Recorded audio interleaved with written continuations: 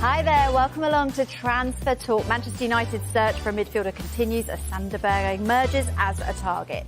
Eddie Howe has been speaking to the media today. He's been talking potential incomings and what the future holds for Kieran, Trippier and Anthony Gordon.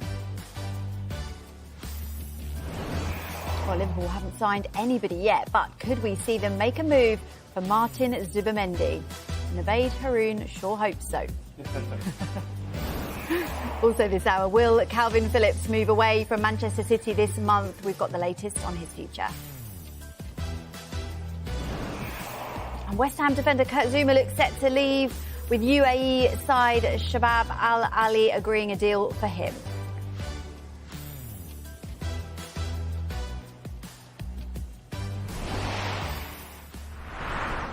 But first, Conor Gallagher's move to Atletico Madrid is getting closer. He'll have a medical today. Last night, he flew to Madrid ahead of a £36 million move from Chelsea. Took some time here to sign autographs with the fans. Thank you very much. We'll bring you updates on that. We're going to get to Newcastle now, though, and speak to our reporter Keith Downey. Joins us from the club's training ground. Good to see you, Keith. Oh, there he is. Appeared as a third member of the panel. One signing in today. Can we expect more? Well, look, Eddie Howe, Bella, without doubt, would want there to be more. It's been a bit of a slow summer for Newcastle thus far, I think mainly due to the fact there was quite a lot of change in the background. Amanda Staveley, one of the co-owners, selling her shares and leaving, and then Paul Mitchell arriving as sporting director. And I think that's maybe just held them back a little bit, that changeover. But with the arrival of Will Osula today from Sheffield United, there will be a hope amongst the supporters that will spark more arrivals between now and the end of the transfer window. News of Osula's transfer, confirmation of that, arrived literally 2-3 minutes before Eddie Howe's press conference this morning. We understand it's a £10 million deal agreed with Sheffield United, with a potential £5 million in add-ons if Osula reaches certain targets. So, look, a young player, but he'll be involved with the first team. Although he's not done too much at Sheffield United, it sounds very much the way Eddie Howe's speaking, that he sees a raw talent there and someone that can help with the first team and has all the attributes for the kind of centre-forward he's looking for in the future. So there's a lot to talk to Eddie Howe about transfers today, namely Osula, and also I asked him about Mark Gahey and Newcastle's pursuit of the Crystal Palace defender. This is what he had to say. My phone's not been as busy as I want it to be. No, I think it's always the way during pre-season. It's a very busy time for the staff. I mean, the trip to Japan was as intense as I experienced. And we're just working to try and build the best squad possible to give us the best chance of long-term success, trying to make the right decisions. And there's a lot of critical decisions to make. But I'm really pleased so far. When I look at the squad with the majority of the players fit, we look really, really strong. We've got a couple of players to get back into the group. Callum and Matt Targett are the closest two. They would make a big difference. And then, of course, we've got the longer-term ones behind them. But once everyone's fit, we've got a really competitive squad. Widespread reports over the last few days that you're attempting to sign Mark Gahey from Crystal Palace. Are you able to give us at this stage any update of any potential transfer? I'm able to give you nothing, Keith, I'm afraid. And Keith, what about Bruno Guimaraes' future? Because that's been pretty uncertain, hasn't it, this summer? What did he have to say about that? Yeah, Bruno Guimaraes has been linked with a number of clubs. I think with Newcastle not competing in Europe this season, there was a feeling that he might move on to pastures new. And look, there's certainly been a lot of interest in him. Newcastle desperate to hold on to him. They feel they are significantly stronger with the Brazilian in their midfield. He played every match bar one last season. And then in Tokyo last week on Newcastle's pre-season trip, he was given the armband, the captain's armband to wear for the very first time. And he revealed today at his press conference, sat alongside Eddie Howe, that his manager has invited him into what they call the leadership group. at the football club. The likes of Kieran Trippier, Callum Wilson, Dan Burn, Jamal Lascelles, the club captain, all in there already, and Bruno is now part of that selected group.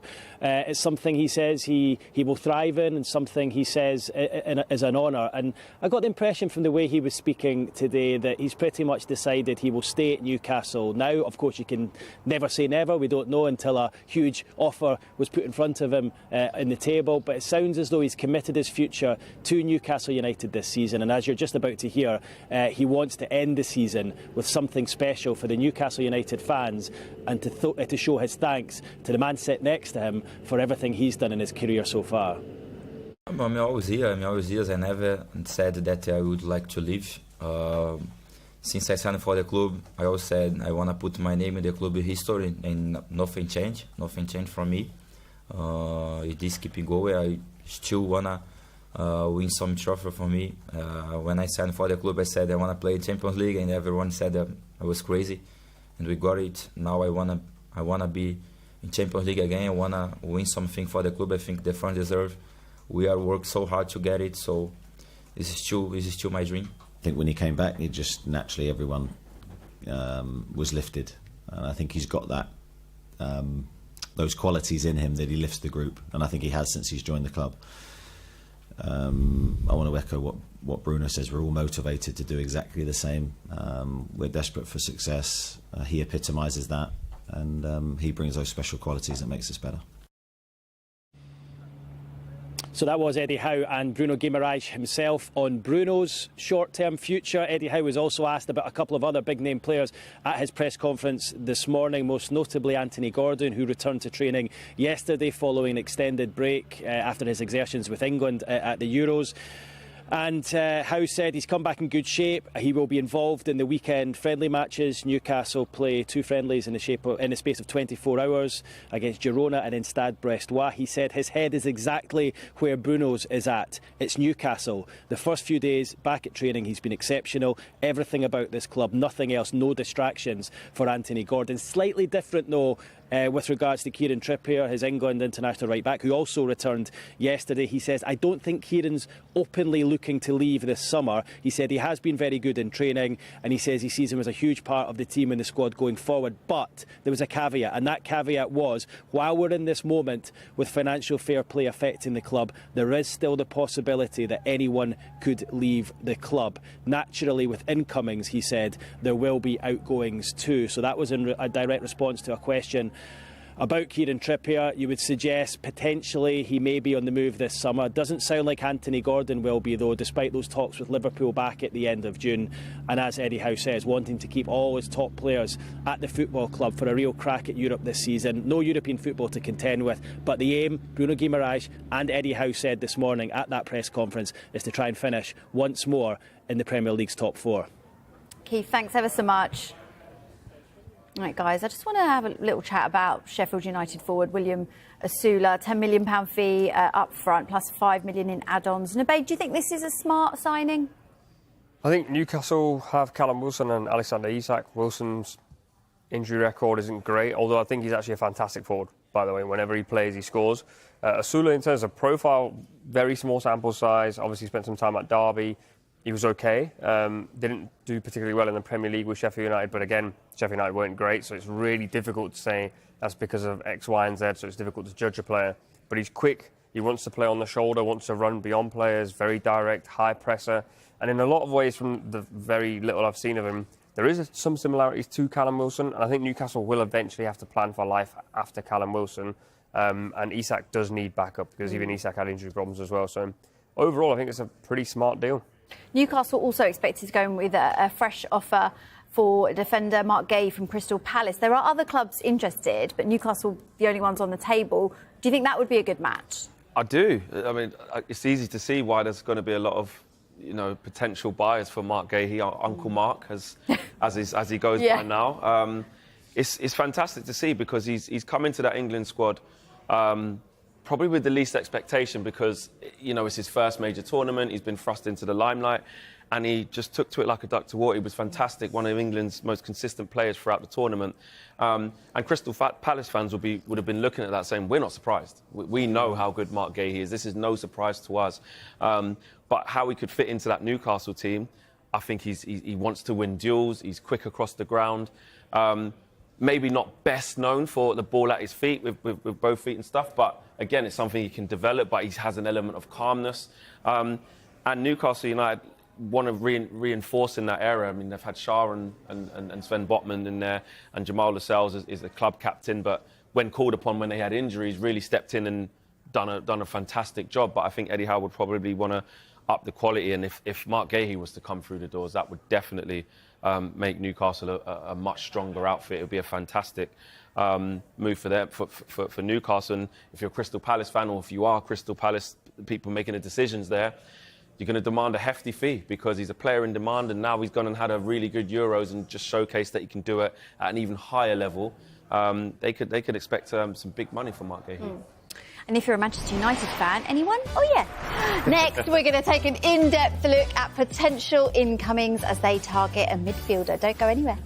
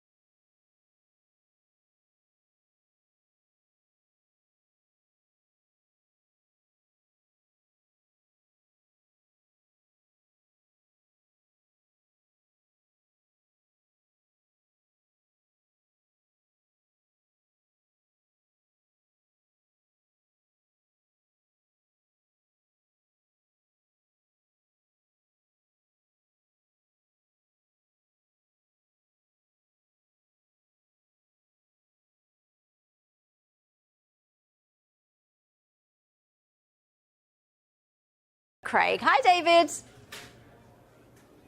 Hi, Bella. Very warm welcome to Reading. This morning we were in Buckinghamshire with Wickham, and of course we've hot-footed it across to the county of Berkshire, and we're here in the town centre, a very famous music venue known as the Purple Turtle. And just as a matter of interest, last season the rock band The Amazons, that had a number 8 in the UK rock indie chart, they were the inspiration for Reading's third kit last year, designed after the Purple Turtle. It's a big place that Reading fans gather down here, and as you can see tonight, they're getting ready for a huge fans event. Over 500 Reading season ticket holders will be making their way down here. It's an iconic place, this. People like Brian McDermott, Sir John Medeski, they've had a drink down here in their time to celebrate some of Reading's great moments.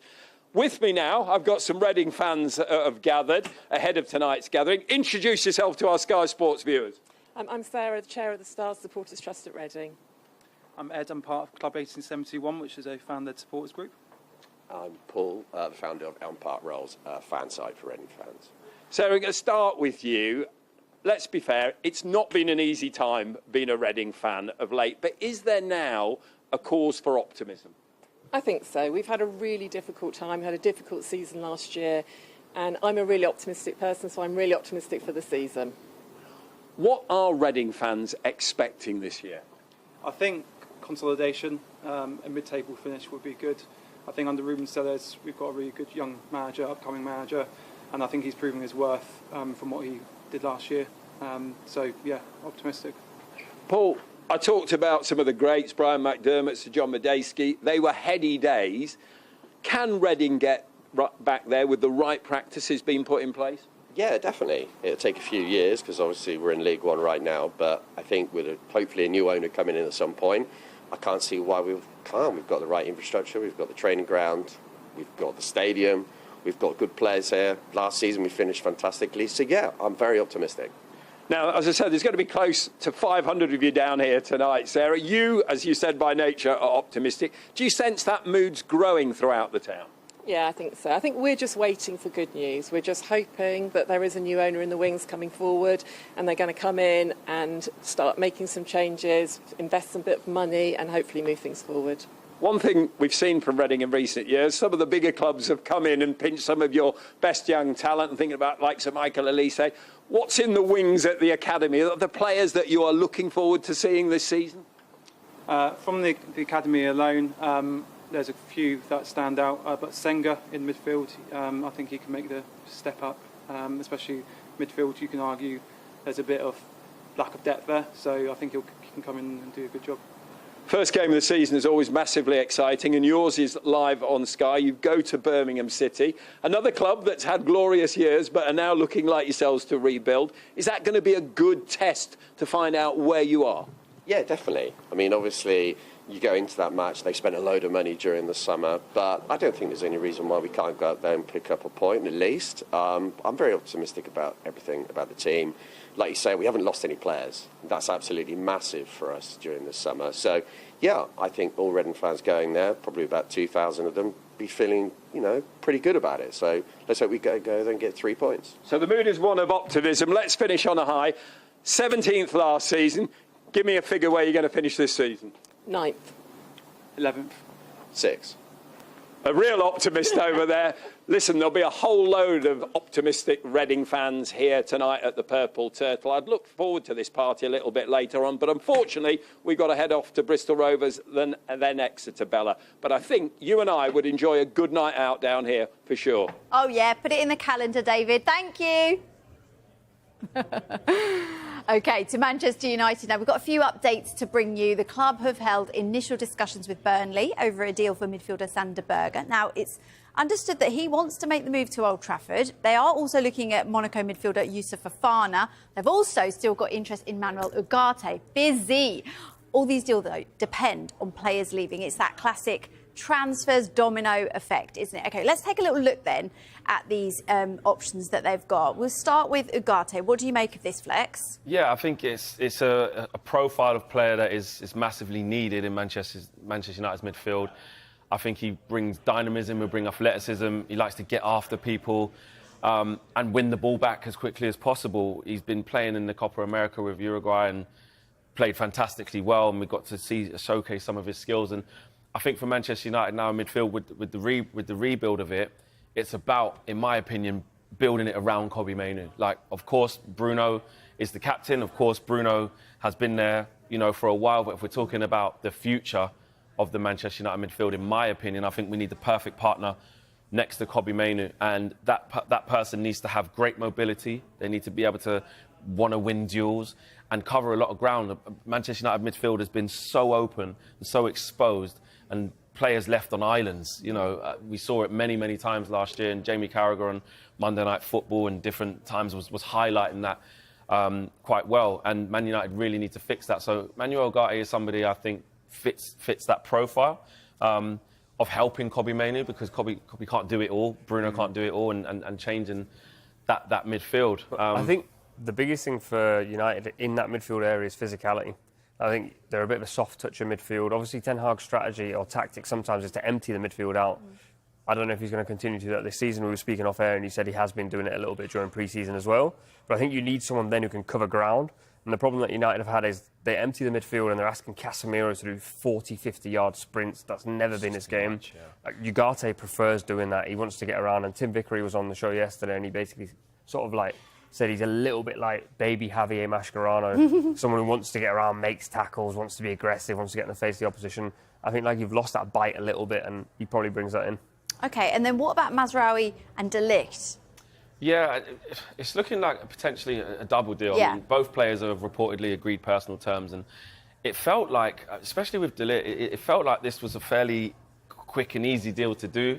But it feels like Manchester United are waiting for dominoes to fall. We know that Manchester United are in a situation financially where they do need to sell players in order to buy. And I think that's what's holding these two prospective deals up. I mean, De Ligt, I think, is 24 years of age and has got a wealth of experience. And I think has been sort of harshly labelled as sort of maybe injury prone or not quite up to it. I think there's a bit of a myth that he's gone to Bayern Munich and Eric Dyer plays instead of him. It's simply just not true. He plays with him. It's actually Upamecano who's been out of the team and Kim Min-jae who's been struggling. So Manchester United needing reinforcements at centre-half, needing quality. It is another player that Eric Ten Hag has history with. I was just about to say that. which seems to keep happening. But actually in this case, I mean, Ineos and the guys who made the decision there have sort of opted for Lenny Yoro and gone for that type of midfield. And Eric Ten Hag still has transfer veto. He still has power. There's another misconception that Eric Ten Hag's in the job and being kept on and he has no say. Just not true. And I think this shows us that.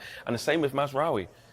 History of Eric Ten Hag. Ten Hag's phone book. Goes through links and connects. Left backs, right backs. Exactly. This is what we need to But he, reportedly wants to come to Manchester United. And again, we're hearing that Aaron Wan-Bissaka's move is maybe stalling to West Ham or maybe into Milan, but until that domino falls, then Mazraoui deal is on ice. But you can clearly see what Manchester United's intention is, and I think those deals are just waiting to happen. We've heard from Florian Plettenberg quite a lot, who's very close to the situation at Bayern Munich, and he's explained it as just that. These deals are pretty much there, but Manchester United are waiting for outgoings.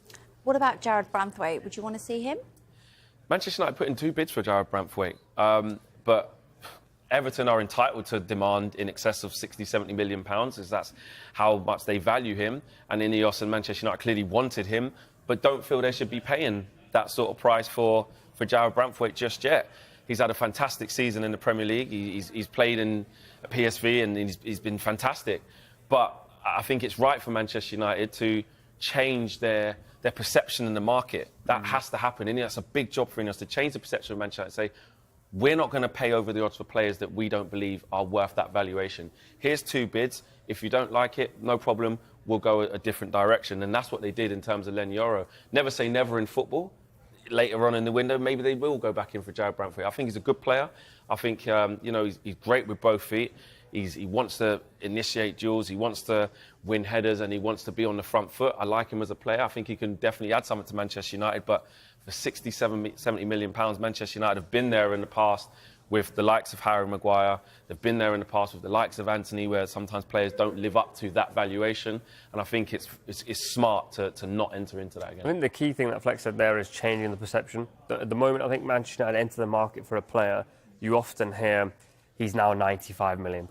And that's because Manchester United have previously paid over the odds. They've put themselves in situations where we spoke about Casemiro off air and said overpaid and put him on a long contract, didn't really think about his age. And I think a lot of players would also be going, I don't mind going there, because from 70, 80 million is a good deal for me and the wage is up. So I think it's a nice place for United to be, where they're sort of going, okay, we won't have you, we'll have the plan B, which has never been, certainly not in recent times. You haven't gone, we don't want the plan A, we'll just take a plan B and we'll make it work. Absolutely. The last one I wanted to ask about was Monaco's Youssouf Fofana. What do you make of that? Again, we're talking about the profile of the type of player, of what's needed in the midfield. He ticks that box, and he's only got a year left on his contract as well, so you're going in for a player who's very attainable. That's always a plus, and price-wise wouldn't be in the realms of the 60, 70 million euro/pounds that's been quoted for Manuel Ugarte. So it's another move that potentially makes sense for Manchester United in where they want to go in rebranding this midfield. He's powerful, he's physical, he's decent on the ball as well. And again, if you're talking about him partnering up with Kobbie Mainoo, I can see that. So again, a good value deal for a player who has a good ceiling, a good reputation out there in France, in Monaco, doing well. And I think that's one that, again, I like the sound that Manchester United are linked with that type of player. OK, love it. You've got more work to do, because on the way, we're going to pick out 5 players that need to make a move this summer.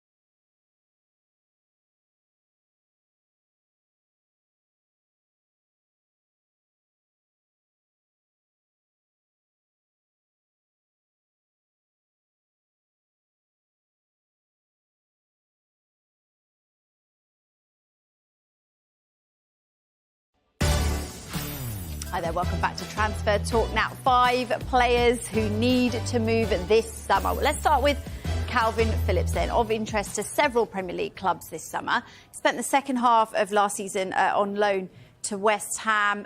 Where should he go? I mean, I love a story, a narrative. I think Leeds is home for him. And hold on a minute. When we were talking earlier I've trapped myself about Zaha, you were like, oh yeah, be a good story, but... I feel the situation with Calvin Phillips is slightly different, you know? Okay. I think he's been at City. A lot of people have said he's been a really good person to have around the dressing room, but in a Pep Guardiola system and a Pep Guardiola team, he didn't get the minutes, then didn't get a chance to play for England at the Euros, and now he's sort of been hung out to dry, effectively. Didn't have a great time at West Ham either, because he hadn't played much football. But a lot of things that people say about him is he's at his best around his family when he's at home. And I do think at this point it might be a case of reset, recharge the batteries, go to Leeds, obviously means playing in the Championship, but he'd be the main man there again, and then come back to the Premier League, and then maybe look to go, okay, I've restarted and I kind of needed to refresh my mind and go again. Don't often agree with Nabeed, but he's got a point. It's a very rare occurrence. He's got a point. It's almost like a step backwards to go forward. I think at this stage of Calvin Phillips' career, it can't be about ego. It can't be about, I tried to make the step up and I failed and I'm a failure. And no, not at all. You tried to make the step up. It hasn't worked. No problem. That's fine. He's young enough to refine himself and, like you said, go and be comfortable again. Yes, he'll be going back into the Championship, but he'll go back to being the main man, back to his club, and find himself. And why can't Leeds get promoted with him once again? He can have that story once again and just reassert himself and find his feet. I would say Serie A is a good option. Because I think when he was back at West Ham, what you saw is, I wouldn't say physical decline, he's such a young guy, but he hadn't played a lot of football. He goes to Serie A and in midfield there, you get a lot of time in possession. He's someone who sits in, he pings the ball around. That might favour him. I think as like sort of Premier League fans, like you just said there, we sort of like frown upon players going abroad or dropping a level to come back again. But he's at an age where he could still be in the England squad for the next tournament. He might still get a chance further down the line. But if he goes, I want to stay in the Premier League, I'm going to go to West Ham again, and it doesn't work again, the cycle is often hard to stop. Yeah, for England, though, could it be a bit of out of sight, out of mind if he was in Italy, do you think? I mean, things move on so quickly at England. I mean, during this Euros, and I was looking back to sort of the World Cup, and I went, oh my gosh, Mason Mount was like starting in the 10. It just reminded me, and I'm not thinking of his time now, injuries and struggling for form. People move on, and it's really quick. Look at what happened to Jack Grealish, what happened to Raheem Sterling. So, unfortunately, yes, at this stage, but things can change back. Look at Jadon Sancho again. He was another one, was in the fray, and now he's not. But things do change really, really quickly. So, yeah, right now it does feel a bit like an outside, out of mind, which isn't great. But things can quickly change. And you'll remember as well, in January, that Juventus were interested, weren't they, on a loan for him? Yeah, and Juve probably would still be interested because they had a lot of midfield injuries last season. I'm pretty sure Rabiot's not signing a new contract, so they're going to lose a midfielder in there. Rabiot was obviously linked to Manchester United for a while. So I do feel that there are options for him. And I think so far what we've seen from Calvin Phillips is everyone has said he makes good decisions. I think the Man City one, in hindsight, probably wasn't the best decision. But if the best team in the land offers you a chance to go there, you're going to back yourself. So you can't blame him for that either. I think he just has to have, like, now as a sort of foresight to go, I really think he could still play for England because England still need that position filled. So can I go, like Flex said, backwards? Or Juve's definitely not backwards. Still Champions League football. There'll still be about and reset. OK, what about Ben Chilwell then? Can you see him fitting into Enzo Maresca's side? It doesn't look like it on face value, does it? I mean, Enzo Maresca really wants possession of the football. He's really driving that, and Chelsea have had teething problems with that in pre-season and really struggled with some of his methods. He likes the inverted fullbacks. He likes them to be really comfortable on the ball. And when I think of a prime Ben Chilwell, which he hasn't quite been at that level for a little while now with a mixture of injuries and bad form, etc., etc. But a prime Ben Chilwell I see as bombing on, overlapping, whipping crosses into the box, either as a wing-back or a left-back. And it just doesn't feel like stylistically he's going to be the right fit for Enzo Maresca's new-look Chelsea side. So I think he can be looking at it as well as I might need to move. I'm not going to be part of the plans here at Chelsea. Again, another player who, for one reason or another, with injuries and bad form, not in the England side as well, because he actually was fit going into that, but just overlooked. Gareth Southgate said, I'm going to take an injured Luke Shaw and wait for him to get fit and put Kieran Trippier on that side. He's not even a natural fullback. So it shows probably where Ben Chilwell is at right now in his career, so he's got a choice point, and especially if he wants to be back on the radar for the World Cup coming up in a couple of years, he's going to need to be playing consistent football and find himself again. Where do you think he could do that? It's tricky because I think he's also someone that is, in my opinion, he's more of a left wing back than a left back. Yeah. And so you have to play for a team that's progressive. I don't think he could go to Everton, for example, because Everton want to sit in. You don't really want to be asking Ben Chilwell to sit in on that side unless they switch to a back three. So I go, again, it's maybe abroad. It's a really fascinating thing, though. We were just saying about the cycle changing. Not long ago, we were saying Reece James and Ben Chilwell are Chelsea's most important That's players. That's the future, Yeah, and they're going to take him to the next level. But Enzo Maresca demands players that are good in possession, and Mark Cucurella, although he's got the worst song in the world, that he sings himself, by the way. He sings his I'm not going to do it. But he's had a very good Euros. Right, you can't leave him out the side. Right. Eddie Nketiah and Aaron Ramsdale's futures remain unclear at Arsenal. Now, Ramsdale's opportunities look like they'll continue to be limited following the permanent signing of David Raya. We understand that Marseille are continuing talks over the signing of Nketiah. Here is what Arteta said on the striker. Again, we cannot talk about things like that. He played some minutes today again. He's a player that gives us so much that we really like him. And at the moment, there is nothing to discuss. Okay, finally, Ryan from there.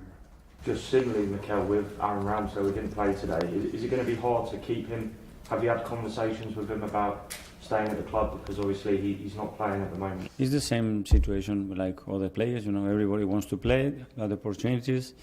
I have to give those options. They have to earn it, and there's no difference.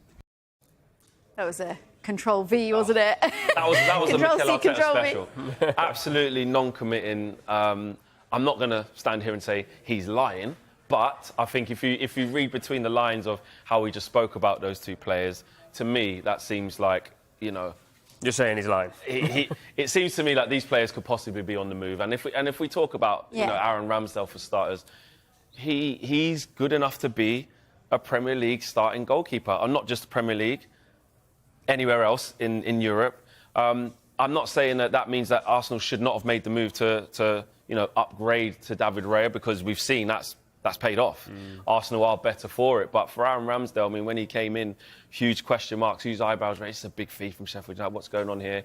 And yes, of course, he's got deficiencies in his game, which Arteta clearly established and said, no, there's a different option, a different way I want to go. But for Aaron Ramsdale, personally, you know he's a great guy. You know he's got a great composure about him. He's got a great aura about him, and he wants to play football. Most importantly, Aaron Ramsdale would not be happy at the season that he's just had.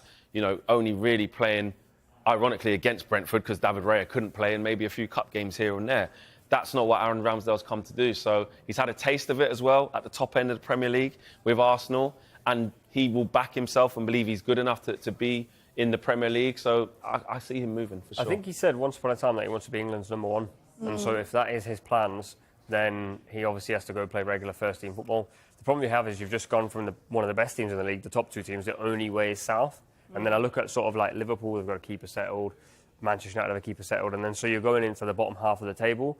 That becomes tricky, but he did come from Sheffield United, and I don't think that's a problem for him to go back down that way again, because sometimes that's where you see keepers flourish, because when you play for Arsenal, every detail is a problem. And I think a lot of people were speaking about off-the-pitch things that were said, and that becomes a problem in the bigger sides. And that's unfortunate for him because he's, from what I've heard, a very likeable character.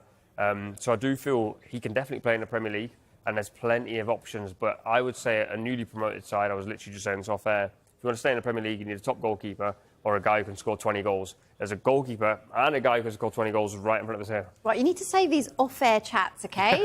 Save it for on-air. What about Eddie Nketiah?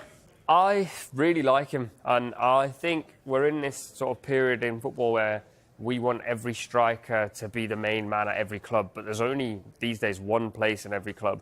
And I think he's the best number two that Arsenal could have possibly wished for, because 2 seasons straight, Jesus was injured, Havertz was out of form, Eddie Nketiah turned up. I think you forget how useful he's been in those times. And obviously he wants to play first-team football, probably not available to him at Arsenal, but I would be doing everything to keep him and saying, can we keep you for another year? Because we're competing with the league this year, and if Jesus gets injured again, we're going to need you. Or if Kai's not in form again, we're going to need you. the problem Arsenal have is you lose these two, and then what? Are you going to play Martinelli through the middle or Trossard? You've got a natural-born goal scorer there, and it's kind of unfortunate. It's a situation where Arsenal have gone towards the top of the table. They've signed more players, more money's been spent, more pressure on those players, so the academy graduate doesn't have the same sort of feel to it. I slightly see it a little bit differently. I think that Arsenal see this as, listen, Eddie's story's been fantastic coming through the academy and making first-team appearances, but I just feel that maybe that drop-off of when Jesus/Havertz isn't fit, the drop-off in quality is maybe deemed a little bit too big. I do think he has had a harsh run in terms of, like you said, the perception that, you know, he's not doing well enough, etc., etc. I do take your point there, but I just think that when the main starters maybe aren't playing, I think maybe that drop off in quality is maybe just a little bit too big, and they maybe want something different in that area. And on top of that, like you said, Eddie Nketiah can go to, in my opinion, many Premier League clubs just outside of the top 6 and be one of the main guys. I could easily see him doing that, or abroad, and he kind of deserves that as well, because whenever Arsenal have needed him to fill in, you're right, he is that guy, he does that. But I just think, would Arsenal fans think, we love Eddie, but when he comes in, is that drop-off just a bit too much? And more importantly, is Mikel Arteta thinking that? But we'll have to wait and see. But I do think a move is probably best, because he wants to play every game, doesn't he? Yeah, it's about minutes, isn't it? Right, Ivan Toney, are you surprised that more clubs haven't come in for him? Yes and no, because I think Arsenal were the initial club that were linked, and then also Arsenal bought in Kai Havertz, and Havertz worked out pretty well towards the end of the season, so that sort of rules Arsenal out a little bit. If you're looking up and down the country, you're going, who can actually afford him? I think that's kind of the problem. Lots of teams will want him, but because of PSR, Newcastle couldn't be in for him, Manchester United can't be in for him. Those are two destinations where I thought maybe it could happen. Chelsea have just bought everyone under the sun, so right. they can't bring Bella doesn't know who they are. Yeah. And so I kind of got, he's stuck between a rock and a hard place, because he's got a year left on his contract. Brentford will want to cash in, but then they bought in Igor Thiago, picked up an injury straight away, out till the new year. The man that was meant to replace Ivan Toney, and that leaves it on Mbeumo and Wissa. They were both injured at times last season. They're kind of stuck a little bit, and he's kind of stuck, because a year ago, probably could have gone to Arsenal, potentially, or gone somewhere else for a lot of money, and now you're thinking someone's going to get a bit of a bargain. I feel as well for Brentford, like you said, on their side, they've got a bit of an issue here, because there doesn't seem to be multiple bids of high valuations coming in. Ivan's going into his last year. I don't think Brentford will be looking at trying to say we'll take a risk here and lose maybe Ivan Toney on a free next year. That I don't think is good business, which actually opens up the market later on in the window for clubs to say, I tell you what, there's a bit of an opportunity there. Maybe we might be able to get Ivan Toney for £40 million, 35, £40 million, which sounds maybe ludicrous from some of the figures that were being, I remember Thomas Frank on Monday Night Football, sort of saying, 100 million, mate. 100 million. You look at after Harry Kane and Haaland, it's this guy. But it hasn't quite worked out like that, and those bids never arrived. And now they find themselves with 12 months left on Ivan Toney's contract and no bids. So now, if you come in a couple of days before the window and test Brentford's resolve, if you are Spurs or if you are Manchester United late in the window and you say, put 35 plus 5 down and see what they say, Brentford might be enticed to take it. OK, stay with us on Transfer Talk, because next we're going to be discussing Liverpool and Tottenham. Will Ange Postecoglou be bringing in a signing this month?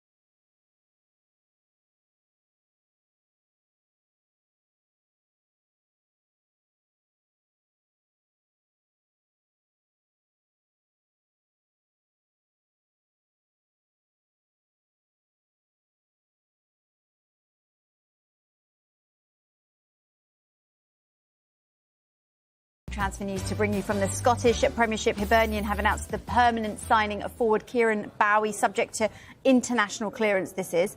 He's 21 years old and joins from Fulham for a significant fee. He signed a 4-year deal. So, that's the breaking transfer news from the Scottish Premiership this afternoon. Let's get to Liverpool now then. They are interested in Real Sociedad midfielder Martin Zubimendi. The Spain international is thought to have a £51 million release clause. What could he bring to Liverpool? I think Liverpool need a midfielder who can sit in. Tempo set for them. They brought in Thiago a couple of years ago. Didn't quite work out, but he's a fantastic footballer, but injuries will happen to even the best players, so that didn't work out. Zubimendi now comes in as maybe the alternative option to Thiago. And I think you've seen by Arsenal being interested in United, Liverpool, and also teams in Spain have been interested in him as well. I think he said last summer in January that although Barcelona and Atletico Madrid and Arsenal are calling me up, I'm not interested because I really like it here at Real Sociedad. But it's different when Liverpool call and his head's been turned. You hear that? It's different. I love that laugh with gritted teeth. Oh, my goodness. Arne Slot keen to bring in a number 6. Can you see why? Yeah, I think it's a position that Liverpool have tried to nail down for a little while now. We saw, obviously, what happened with Moises Caicedo last year. Didn't manage to get him. And that ran on. He was pretty much up for a medical, which is why you need to be careful with this Zubimendi situation because he's not there yet, yeah? You could get Caicedo'd. You don't want that. Caicedo'd. But Lavia as well, they didn't quite get that over the line, and Wataru Endo came in and did a good job, definitely did a good job, but wasn't a long-term replacement. Stefan Bajcetic, the youngster, he was injured for most of last season. So they've asked a few different players to play that position, and Alexis McAllister's done it brilliantly, even though that's not usually what you would associate with him.